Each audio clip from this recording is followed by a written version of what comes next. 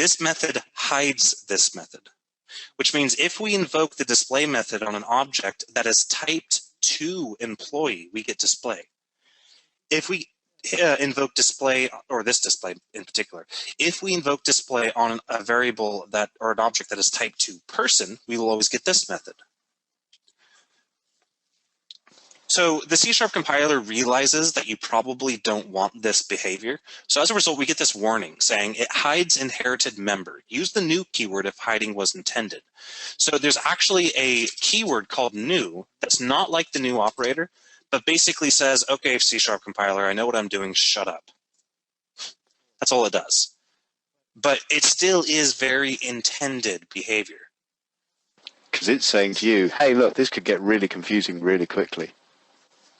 Yeah. It's saying that there's no reason for you to be doing this. This is stupid. Why? What's wrong with you?